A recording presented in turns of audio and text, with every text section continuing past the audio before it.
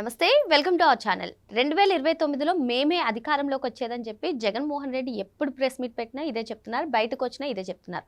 కానీ ఆ పార్టీ పరిస్థితులు వేరే రకంగా ఉన్నాయని, ఆయా నియోజకవర్గాలకి సంబంధించినటువంటి ఇన్ఛార్జీలు కానివ్వండి, లేదు అంటే ఇప్పుడు ప్రస్తుతం ఎమ్మెల్యేగా ఉన్న వాళ్ళు, 2019లో ఎమ్మెల్యేలుగా పనిచేసిన వాళ్ళు, మంత్రులుగా వ్యవహరించినటువంటి వాళ్ళు అసలు పార్టీ కార్యకలాపాలకు దూరంగా ఉంటున్నారని, కనీసం ప్రెస్ మీట్లు కూడా పెట్టట్లేదని, క్యాడర్కి అందుబాటులో లేరని చెప్పి పలు కథనాలు అయితే వినిపిస్తున్నాయి. ఇదిలా ఉంటే ఆ పార్టీ పరిస్థితి ఏంటి తెలుసుకునే ప్రయత్నం చేద్దాం. దీన్ని విశ్లేషించడానికి మనతో పాటుగా ఉన్నారు కమ్మ కార్పొరేషన్ డైరెక్టర్ అరసిమల్లి శ్రీనివాస్ గారు. నమస్తే సార్. నమస్కారం సార్, పార్టీలో కొందరేమో 2029లో అధికారంలోకి వచ్చేది మేమే, రప్ప రప్ప ఇటువంటి డైలాగులు అన్నీ చెప్తున్నారు.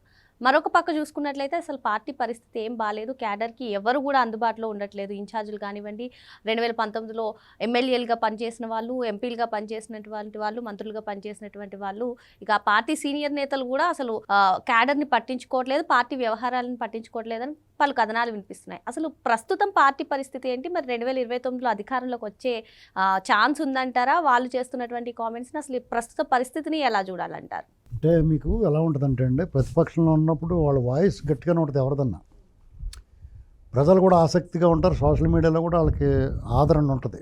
ప్రతిపక్షంలో ఉన్నవాళ్ళు ప్రభుత్వాన్ని, అధికారంలో ఉన్నవాళ్ళు విమర్శిస్తే ఆసక్తిగా వింటారు. అయితే ఇక్కడ ఇప్పుడున్న ప్రభుత్వం చాలా ప్రజాస్వామ్యతంగా ఉంది, పూర్తి స్వేచ్ఛ ఉంది. ఎవరైనా ఏం మాట్లాడడానికైనా అవకాశం ఇస్తున్నారు. అది మెచ్చుకోదగ్గ అంశం. ఎందుకంటే సాధారణంగా వాళ్ళు చాలా ఆటుపోట్లు ఎదుర్కొని, చాలా అవమానాలు ఎదుర్కొని, అణిచివేత, దుర్మార్గం, అరాచకానికి గురై కూడా వాళ్ళు చాలా సంయమనంతో ఉండడం అనేటువంటిది మంచి విషయం. కానీ కూటమిలో ఉన్న పార్టీ నేతలకి, అందులో ముఖ్యంగా తెలుగుదేశం కార్యకర్తలకి, సానుభూతి పరులకి, సాధారణ ప్రజలకు కూడా ఇది నచ్చట్లేదు. యాక్చువల్గా ఆ అసంతృప్తి ఉంది. వీళ్ళు సరిగ్గా వాళ్ళని ట్రీట్ చేయట్లేదు, వాళ్ళు ఎంత అరాచకం చేశారు, అరాచకం చేసిన వాళ్ళందరినీ గట్టిగా ఎదుర్కొంటలేదనే బాధ ఉంది అందరికీ. కారణం ఏంటంటే వాళ్ళు అలా వ్యవహరించారు. కొంతమంది అధికారులు అప్పుడు అరాచకం చేసిన వాళ్ళు ఇప్పుడు కనపడడం, పోస్టింగుల్లో కొంచెం ఇంపార్టెంట్ పోస్టింగుల్లో కనపడ. కానీ వీళ్ళు కూడా కొంతమందిని చాలా పక్కన పెట్టారు. ఎవరిని కూడా వాళ్ళ దరిదాపులో రానివ్వకుండా ఎన్నాళ్ళు పెడతారు ఎవరినన్నా. ఇది ఒక రకం. అయితే ఓవరాల్గా చూస్తే ఈ ప్రభుత్వం చాలా లిబరల్గా ఉందని చెప్పుకోవాలి. ఇంత లిబరల్గా ఉన్నది కాబట్టే వాళ్ళు మాట్లాడగలుగుతున్నారు. ఆ కొద్దిమంది అయినా ఎవరు మాట్లాడుతున్నారు? 175 నియోజకవర్గాలు ఉంటే 175 మంది వాళ్ళు 151 మంది ఎమ్మెల్యేలు ఉండేవారు, 10 మంది 30 మంది మంత్రులు ఉండేవారు. 2 సార్లు రెండో విడతలో అయిన వాళ్ళు ఎవరు మాట్లాడతలేదు. ఇప్పుడు లిమిటెడ్గా 10 మంది 15 మంది మాట్లాడుతున్నారు మొత్తం ఓవరాల్గా. వాళ్ళే యాక్టివ్గా ఉన్నారు. మొన్న 2 ఏళ్ల వెన్నుపోటు అనేదో కార్యక్రమం చేశారు. దానికి కూడా 25-30 నియోజకవర్గాల్లో జరిగింది, అన్ని చోట్ల జరగలేదు. ఆ మాత్రం కూడా వచ్చారంటేనే రికార్డు.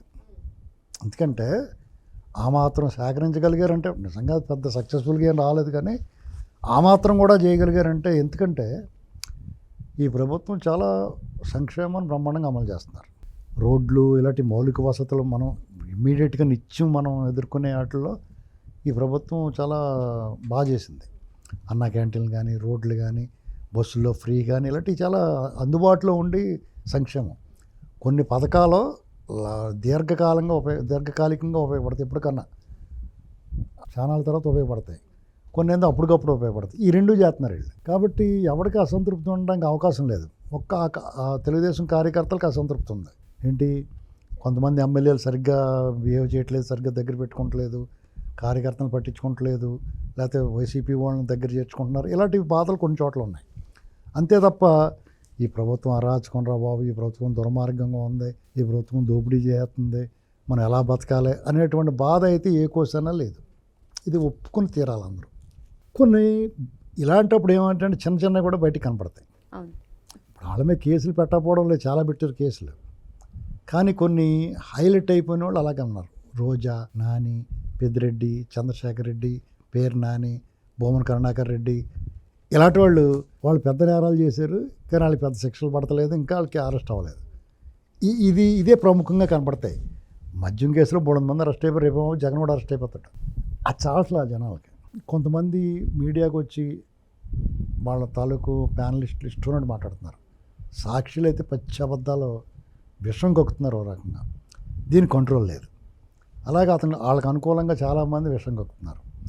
ఇప్పుడు ప్రభుత్వం చేసే మంచి కార్యక్రమాలని మీడియా సరిగ్గా ప్రజెంట్ చేయట్లా, ఆ పిఆర్ఓలు సరిగ్గా పట్టించుకుంటలా ఇటు ప్రభుత్వంలో. ఇప్పుడు వాళ్ళు ఒక మంత్రివర్గ సమావేశం అయింది, మంత్రి గారు వచ్చి ప్రెస్ మీట్ పెడతాడు, ఏ నిర్ణయాలు తీసుకున్నాడో, ఏం చేయబోతున్నారో ప్రజలకి అందరూ మంచి సమాచారం ఉంటుంది, ప్రజలకు మేలు జరిగేది ఉంటుంది. వాళ్ళు చేద్దాం అనుకున్న మంచి గురించి చెప్తారు, చేసిన మంచి గురించి చెప్తారు.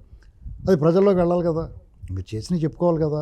అది ఎంతవరకు ప్రచారం అవుతుంది, ఎవరు లైవ్ ఇస్తున్నారు, ఎవరు ఇవ్వట్లేదు, అసలు అది వార్తగా చూపిస్తున్నారా లేదా, అది రాస్తున్నారా లేదా, ఇవన్నీ చూసుకోవాల్సిన బాధ్యత పిఆర్ఓల మీద ఉంటుంది. వాళ్ళు పెద్ద పట్టించుకోండి. అదే జగన్మోహన్ రెడ్డి ప్రెస్ మీటు, ఆడన్నీ అవకతవకలు మాట్లాడతాడు, మావిగన్లాంటి పిచ్చి మాటలు మాట్లాడతాడు. అర్థమైంది? లేకపోతే డిఎస్సిలో అన్నీ అబద్ధాలు మాట్లాడతాడు. దాని కవరేజ్ ఉంటుంది. అది ఎంతమంది చూపిస్తున్నారు, ఎన్ని యూట్యూబ్ ఛానల్స్ చూపిస్తున్నాయి, ఎంత ప్రధాన మీడియా చూపిస్తుంది, లేకపోతే కొడాల నాని, లేకపోతే ఈ పేరు నాని, లేదా అంబటి రాంబాబు చేష్టలు మాటలు, గుడివాడ అమర్నాథ్, ఇవన్నీ ఎంత ప్రాచుర్యంలో పెడుతున్నారు వాళ్ళు. సాధారణంగా ప్రతిపక్షాలకు కవరేజ్ ఎక్కువ ఉంటుంది, కానీ అధికార పక్షానికి అంతకన్నా ఎక్కువ కవరేజ్ ఉండాలి కదా. అది ఎందుకు లేదనేటువంటి చూసుకోవాలి వీళ్ళు. జగన్మోహన్ రెడ్డి పూర్తిగా పాతాళంలోకి వెళ్ళిపోయాడు కాబట్టి, కానీ అంటే డి అనేటటువంటి ఇప్పుడున్న ప్రభుత్వ పెర్ఫార్మెన్స్ ప్రతిపక్షాన్ని ఎదుర్కోవడంలో ఒక రకంగా ఫెయిల్. వాళ్ళ పని వాళ్ళు చేసుకోవడంలో, ప్రజలకు మేలు చేయడంలో నెంబర్ 1గా ఉన్నారు, ప్రతిపక్షాన్ని హ్యాండిల్ చేయడంలో ఫెయిల్. అంటే సార్ ఎప్పటికప్పుడు కారణం ఏంటంటే మీరు అన్నట్టుగా జగన్మోహన్ రెడ్డి తాలూకు మాజీ మంత్రులు, పెద్ద పెద్ద నాయకులు ఇదివరకు గరగాట ఆడిన వాళ్ళు ఇప్పుడు గరగాట ఆడతలేదు, మరి అధికార పక్షంలో కూడా ఆడతలేదు. చంద్రబాబు నాయుడు గారు కూడా ఎప్పటికప్పుడు అదే చెప్తారు కదా సార్, మనం చేసింది చెప్పుకోకపోవడం వల్లే మనం 2019లో ఓడిపోయామని, కానీ మళ్ళీ అదే రిపీట్ అవుతుందని క్యాడరే అంటున్నారు. క్యాడర్ చాలా బాధపడుతున్నారు ఈ విషయంలో. ఎందుకంటే చంద్రబాబు గారు మాట్లాడతారు, లోకేష్ గారు మాట్లాడతారు, పవన్ కళ్యాణ్ గారు మాట్లాడతారు, నిమ్మల రామారెడ్డి గారు మాట్లాడతాడు, ఒకళ్ళు ఇద్దరు మాట్లాడుతున్నారు. ఆ మంత్రివర్గ సమావేశాలు పార్థసారథి గారు మాట్లాడతారు, ఇంకొక ఇద్దరు ముగ్గురు మాట్లాడుతున్నారు. అసలు మిగతా రాష్ట్రంలో నలుమూల నుంచి ఇప్పుడు ఏదో ఒక ఇన్సిడెంట్ జరిగింది, డిఎస్సి గురించి అయింది, డిఎస్సి గురించి అధికారులు అందరూ కూడా చెప్పారు. దాని కౌంటర్గా పొలిటికల్ స్టేట్మెంట్లు వచ్చినట్టు పొలిటికల్ లీడర్స్ మాట్లాడాలి. ఈవిడ అనిత గారి మీద అతను అలా మాట్లాడితే సోషల్ మీడియా ఏకమై పార్టీ, సోషల్ మీడియా అన్ని విభాగాలు ఆవిడకి అండగా నిలబడ్డాయి. మరి డిపార్ట్మెంటల్గా చర్యలు ఇలాగనమాట, ఏదో లోపం కనపడుతుంది. సపోజ్ మనకి ప్రెస్ మీట్లు మాట్లాడుతూ ఉంటారు, అది లైవ్ చూపించట్లా, వాళ్ళు ఎన్ని చూపిస్తున్నారు. పిఆర్ వర్క్ ఉండాలి కదా ప్రభుత్వంలో, దాన్ని చూసుకోవాల్సిన వాళ్ళు చూడాలి కదా. వాళ్ళు చాలా నిర్లక్ష్యంగా ఉంటున్నారు. జగన్మోహన్ రెడ్డి అంతకన్నా దరిద్రంగా ఉన్నట్టు కూడా సరిపోయింది. అర్థమైందా? ఆడ performance very poor, very very very poor. అయినా సరే వాళ్ళది ప్రాచుర్యంలోకి ఎందుకు వస్తుందంటే వాళ్ళు మాట్లాడే మాటలు, అలాంటి మాటలు మాట్లాడకుండా తొక్కిన ఆరదీయాలి, అది మన వాళ్ళు చేయట్లా. ఇది లోపం. వాళ్ళు తుప్పునని కొట్టకలేదు. సాధారణంగా దెబ్బలాటలు పెట్టుకోవాలంటే కాలు దొక్కి కూడా గొడవ పెట్టుకుంటారు. అంటే ఇది కూడా ఒక స్ట్రాటజీ అనుకోవచ్చు సార్. సేమ్ మహిళల పైన మళ్ళీ వ్యాఖ్యలు చేస్తున్నారు, సో ప్రజలకే తెలుస్తుంది అని చెప్పి చర్యలు తీసుకోవట్లేదు అనుకోవచ్చు. అది ఎప్పుడు వర్కౌట్ అవుద్ది అంటే, పార్టీ కూటమి ప్రతిపక్షంలో ఉన్నప్పుడు వీడి దుర్మార్గాలను ఎక్స్పోజ్ చేసి జనాలకి తెలిస్తే మంచిది. అప్పుడు ఏమవుద్ది, ఇటు దుర్మార్గుడు ఇటు రావద్దు అనుకుంటారు. ఆ రావద్దు అనుకున్న తర్వాత కూటమి ప్రభుత్వం అధికారంలోకి వచ్చిన తర్వాత కూడా ఇంకా మనమే విక్టిమ్ కార్డ్, అంటే మేమే బాధ్యతలు అన్నట్టు మాట్లాడకూడదు. నువ్వు శిక్ష వేసి దాన్ని కంట్రోల్ చేయగలిగిన స్థితిలో ఉన్నప్పుడు ఆ మాటలు మాట్లాడకూడదు. నోరు నెత్తితే ముఖం పగులుతున్నట్టుగా చెప్పాలి. ఇంటి పెద్ద కంట్రోల్ చేయగలిగినాడు అయ్యా బాబు అనకూడదు, నర్మస్ బాజయ్ అనాలి. అది ఇక్కడ లేదు మన దగ్గర. ఎవడేం మాట్లాడుకుంటే ఏం మాట్లాడుకున్నారో ఏం పడ్డారో అన్నట్టు వదిలేస్తున్నారు మిగతా వాళ్ళు. అన్ని బాబు గారు, లోకేష్ గారు, పవన్ కళ్యాణ్ గారు చూడటానికి వాళ్ళు అన్నట్లు రారు. మిగతా నాయకులు ఏం చేస్తారు, మూటలు తీసుకునే వాళ్ళు అన్నిటిలో గబగబా కాంట్రాక్టులు గింట్రాక్టులు దొబ్బేసి వాళ్ళు మాట్లాడాలి కదా. ఎప్పటికాడు వాడు సేఫ్ జోన్లో చూసుకుంటాడు, వాడు ఎంత ఖర్చు పెట్టి అంతా వెనక్కి పెట్టేసుకుంటాను చూస్తున్నారు కదా. అది ఎంత భద్రంగా ఉండాలంటే నువ్వు మాట్లాడాలి కదా, జాగ్రత్తగా దాన్ని కాపాడుకోవాలి కదా. నువ్వు పార్టీని కూడా కాపాడాలి కదా. పార్టీని ధర్మాన్ని రక్షిస్తే ధర్మం రక్షిస్తుంది. నువ్వు పార్టీని కాపాడితే పార్టీ నేను కాపాడుతా ఆ నీడలో నువ్వు ఎదుగుతావు. అది మర్చిపోయి నేను సేఫ్గా ఉంటే చాలు, ఏ పార్టీ అయినా పర్లేదు అనుకుంటే దొబ్బదావు. మార్పు వచ్చింది ప్రజల్లో. ఎప్పుడో వెనక 4 ఏళ్ల క్రితం చేసి మర్చిపోకుండా బాలచంద్రారెడ్డి ఆ రైతుల మీద ఏదో చేసాడు, నీ ఆడికి ఎందుకు పోస్టింగ్ ఇచ్చారంటున్నారు. ఆ విద్యుల్లతో ఎవరో ఆవిడ ఏదో చేశారని ఆవిడ పోస్టింగ్ ఆఫ్ చేసి పెట్టారు. జనాలు మర్చిపోరు. కాబట్టి ఇప్పుడు గుడివాడ అమర్నాథ్ ఆవిడ మీద మాట్లాడిన మాటలకి అతనికి కేసు పెట్టి లోపలేసేయాలి అతని పాటికి. ఇలాంటి కొన్ని లోపాలు ఉన్నాయి.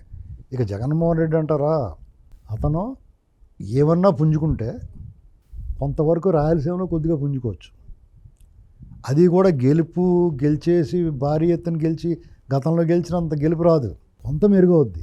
కానీ నెల్లూరు నుంచి శ్రీకాకుళం దాకా సచ్చినా లేగలేడు. అక్కడున్న స్థితిగతులు, పరిస్థితులు, మనుషులు, వాతావరణం, వాళ్ళ అభిప్రాయాలు, వాళ్ళ అభిమతం అన్నీ డిఫరెంట్గా ఉంటాయి. అవి బాబు వీడు బాబు అనుకుంటున్నారు. మీరు అన్నట్టుగా అది స్ట్రాటజీ అంటే ఈ జగన్మోహన్ రెడ్డి అనేటువంటి భూతాన్ని అలాగే ఉంచాలనేటువంటి స్ట్రాటజీ వాళ్ళకు ఉంది అనుకుంటున్నాను నేను. పైగా అతనంటే భయాన్ని ఇళ్లలో పోగొట్టకూడదు అనుకుంటున్నారేమో అనుకుంటున్నాను నేను. ఆ భయం పోగొట్టేస్తే వీళ్ళు మన మామూలు వాళ్ళు కాదు కదా. అంచేత ఆ పాము ఉందంటేనే కొంచెం ఆడుతాం. ఇప్పుడు పిల్లలు వెళ్తున్నప్పుడు అందులో బూచోడున్నాడంటే ఆగుతారు, లేదంటే అక్కడికి వెళ్ళి అల్లరి చేస్తారు. అర్థమైందా? ఇప్పుడు నేనన్నా సరే మా మనవాళ్ళకు ఉంటారు ఇంకో అక్కడ మస్తానమ్మ అని అన్వేషతలో సీరియల్ ఉండేది ఒకప్పుడు, అందులో మస్తానమ్మ అని ఉండేది, ఒక దెయ్యం లాంటిది. అలాగే మా పిల్లలు మనలో మస్తానం కూర్చొని ఉండదు పైన అంటాను నేను. అంటే వాళ్ళు వెళ్తాం మానేస్తారు లోపలికి. నేను వెళ్ళొద్దన్నప్పుడు వెళ్తున్నారు ఇంకో మస్తానం ముందు వెళ్తే ఇల్లు అంటాను నేను, వెళ్తాం మానేస్తారు వాళ్ళు. అలాగా వీళ్ళు భయపడుతున్నారేమో అనుకుంటాను నేను. చేత ఉంటుంది స్ట్రాటజీ. అయితే వాళ్ళలా వీళ్ళు చేయరు. ఇప్పుడు వాళ్ళు అరాచకం చేయబట్టే కదా వాళ్ళు ఓడిపోయారు అంటున్నారు, అది నిజమే. కానీ అదే అరాచకాన్ని కంటిన్యూ చేయనిస్తే కూడా తప్పు అవుద్ది వాళ్ళది. అది మరో అంశంతో మళ్ళీ కలుద్దాం. Thank you sir. రైట్.